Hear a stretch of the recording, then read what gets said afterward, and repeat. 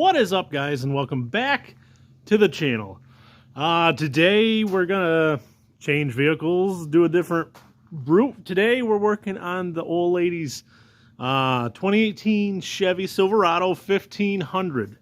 We're gonna be putting in a Motofab 3-inch leveling kit. Gonna throw that in today, see how that goes. Gonna move some vehicles around, get the old rot box out of the way, get the four-wheeler out of the garage, pull that in here, try to get that in a short clip here. Like I say, 3-inch Motofab leveling kit. Not too hard, pretty simple. We pull the strut out, drop the other exterior, well, like the brake calipers, rotors, all that stuff. Just kind of drop the simple stuff out of the way, unbolt it, bolt the new one in, bolt the spacer in, throw everything back on, and pretty much on your way after that. It's not too hard of a process, but I'll try to take some clips of that. I'll show a little bit of a before and after of the truck also. It's got a pretty decent rake. I measured it earlier.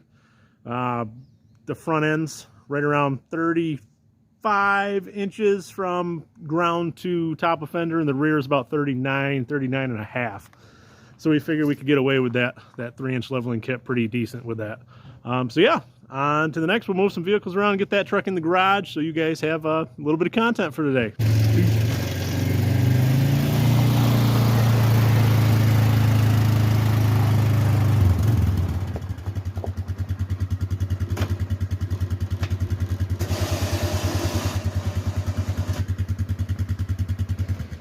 Okay, so before I pull it into the garage, I figured I'd just kind of walk around it real quick to give you a better view. Like I say, it's a 2018 Chevy Silverado 1500. But yeah, you can see the difference in the rake here. You can see right up front, just a little bit of gap. You got maybe 6 inches there. Then you go to the back, yeah, you're looking at 9 to 10 inches of gap in between the wheel well and the tire. So after doing a lot of research and everything like that, you can get away with a 3-inch leveling kit before putting too much strain on your CVs and your upper A-arms, control arms. So we're just doing that, kind of throwing that in here. We'll eventually upgrade everything else, the A-arms, and go from there. So yeah, we're gonna get this pulled into the garage and pop the tires off and start on this.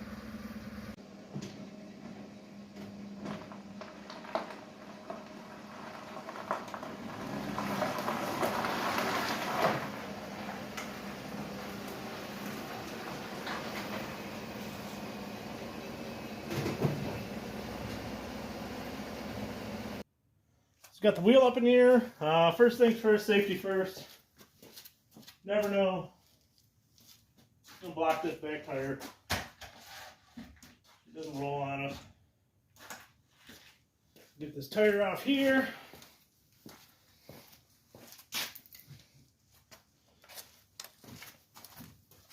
I'm a bad boy. I got chrome sockets.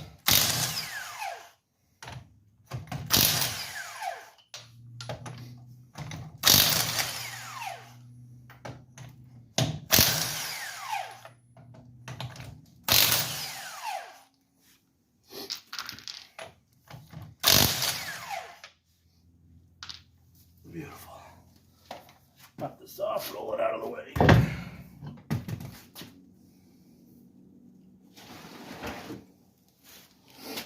Bring you guys right in.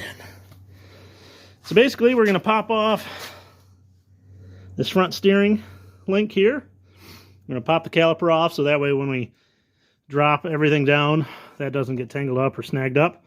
And then there's a bolt underneath here for the upper A-arm, control arm. We're going to take that out, give that a snap, have it pop down through, and then basically take these lower bolts out of the strut, and everything should drop apart from there. There's a couple bolts up top. I got to get a light under here, but take these bolts out and everything will come right out. It's not really a difficult job.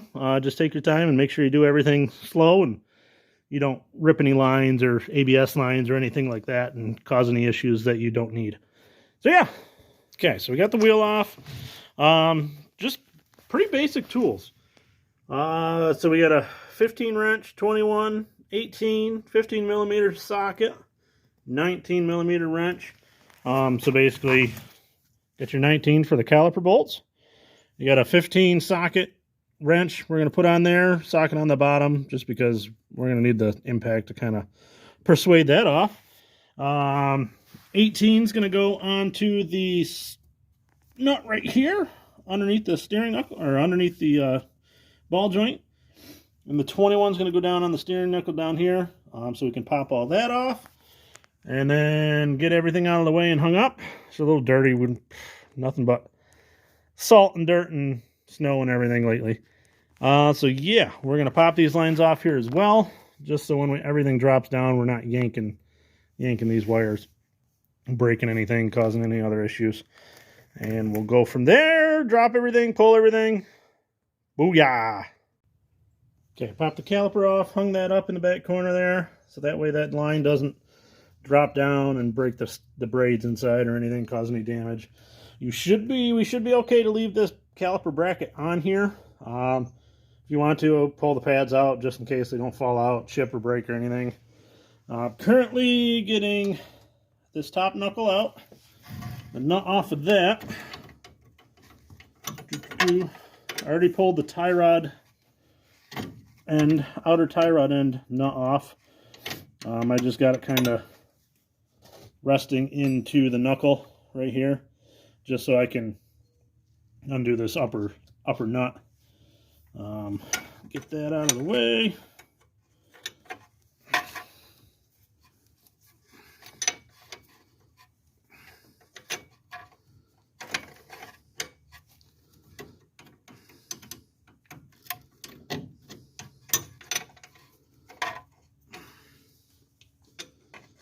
Backside here.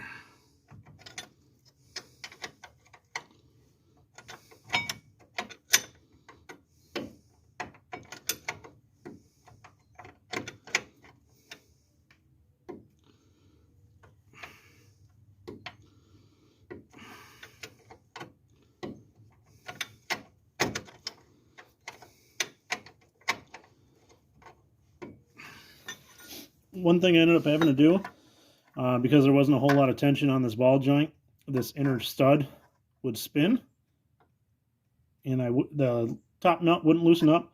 So I ended up having to find an Allen wrench just to go on the tip of that bolt. There is an Allen wrench opening. As soon as you do that, there's enough tension there, and you can continue to back out that nut off the stud. Doesn't take much, just a little bit. Whoops, I dropped that.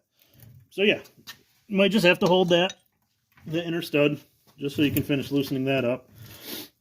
That's really the only drawback I had for this in the tie rod end, was that inner stud spinning around the nut, inside the nut, and not loosening up. So yeah, that might be a little tip, little trick. So again, for the most part, if this nut and this ball joint would stay compressed in between here, and this didn't separate like that, once you get this nut off, your only issue is you might have to give this knuckle right here a good tap with a hammer. As soon as you whack it with a hammer, for the most part, everything will separate and just boop, pop right apart, and then you don't have any worries about that coming apart to drop your steering knuckle down. Just loosening that. There, just like that. Pops right off. Now your spindle's separate right from your ball joint. So after this upper control arm, this upper A arm, we pop that out. All you got to do is just kind of spin everything out of the way. That should leave us enough room to drop this down, enough wiggle room. And then after we undo the bottom bolts and the top bolts out of here, it should push down far enough for the strut to either go through the back there or tuck out through this front hole. Just make sure when you're pulling, before you take this knuckle off and everything, that you pop all these sensors, all these connectors right here. Just make sure it's all taken off, so that way when this flops, you don't rip off an ABS sensor or anything like that, because those can get kind of pricey. Sometimes they sell them separate. Sometimes they come all built right in with a new wheel bearing that you'll have to put on. So like I say, be mindful of that, be careful with that. So we're going to undo those 2 nuts from the bottom there, see if we can drop this down a little bit more, then get up on top and continue on.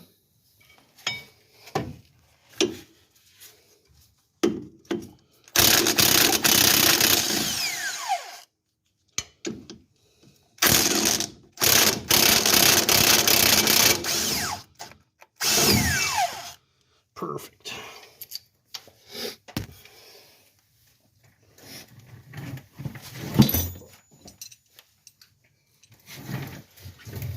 And just like that, you can kind of see how much room, how much play we got now.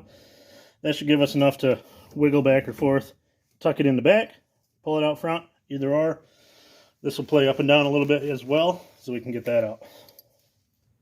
And also you can kind of see, let's see, I'll come up around the front side here. I think we're going to try to reach in, sorry, with the camera. There's the 3 bolts right here. We might come in right from the top and just kind of sink it right down through there.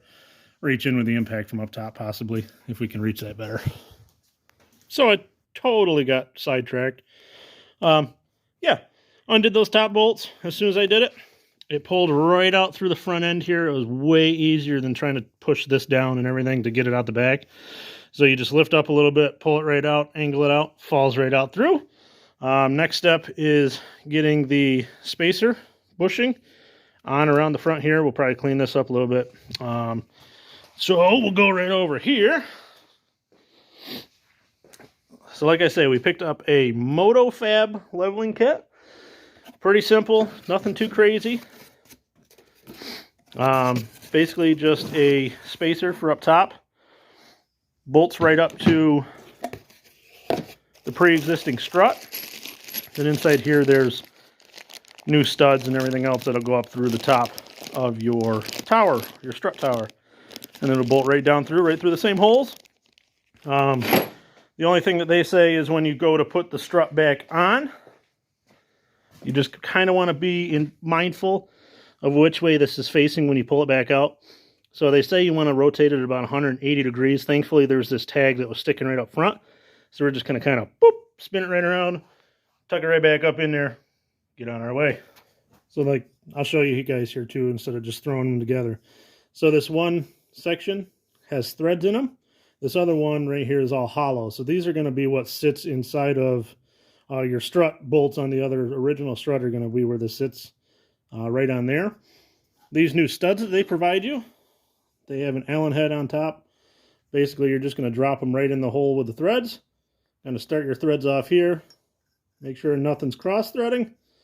And then after you're all set with that, find your right one.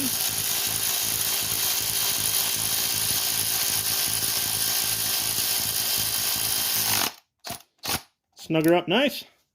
And voila! You got your one stud in. Then you just repeat the process through the other ones as well.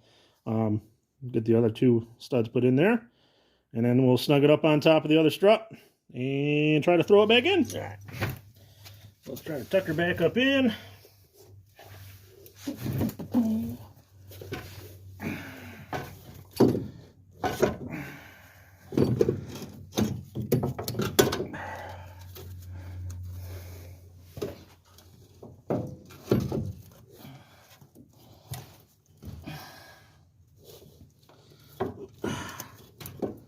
Do your best to line up the holes like I'm not doing. There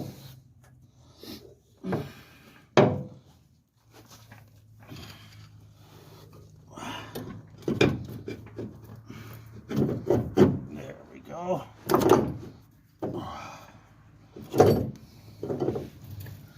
Just like that. Struts back up in, sits right flush down there. And then we just put the nuts on the top, bolt everything, kind of reverse the process of going back through. All right, so we kind of skipped ahead here. We got the passenger side all installed here. What we ended up doing, so we're about a day where we were. We ordered up some new struts off of Rock Auto. They shipped here in a couple days. Come with new hardware, everything, top and bottom for the bolts, the struts, everything. So we put the Motofab lift up on top on the new strut. Everything bolted right back in, just about in place. The only thing you have to do is with these struts, the new ones, when you go to put them in, you have to rotate the strut 180, and then the bottom bushing, you have to either pinch in a vise or something and just tweak it just so you can get the angle correct for down here on the bottom of the strut. So these bolts will go right up into there. Because if you don't, then they're angled down like this and they don't line up. You have a hard time getting the bolt and everything in. So yeah, that's basically it. Rotate that bushing, put the new spacer up on top, and everything bolts right back up in, no problem. You got a little bit of angle. Eventually we're going to end up getting newer upper control arms just to balance out the angle of the ball joint. You can kind of see it's at a decent angle. Once some weight gets on it, it'll compensate a little bit and kind of level out just a little bit. Right now it's all the way sagged down, so that's why it looks as bad as it does. But like I say, you put some weight, this whole front end's still going to raise back up about 2-3 inches. So that'll kind of straighten out that ball joint a little bit better. So yeah, let's throw the tires back on. We'll back it out of the garage probably and see what that looks like as far as the rake. See if it levels it right out. Sweet. Boom. All right. Tires are on. You can see already before I even back it out. I know I showed a quick clip earlier of the rake, but before I even back it out, you can see, oh boy, we definitely got a true, I'd say just about a true 3-inch level here. Both sides come out really good. Perfect. You see it just tucked up in there. I have to say I do like the stance of these newer Chevys. I like the big front end. The old lady, she's got some wheels and tires on its way in. Probably see those in a couple of weeks. We'll put those up. We'll upload a video for that too, mounting up the new wheels and tires just to see how that looks. But yeah, I'm happy. I'm happy. Look at that. Look at that spacing now. That's beautiful. All right, let's back it out and take a look at it.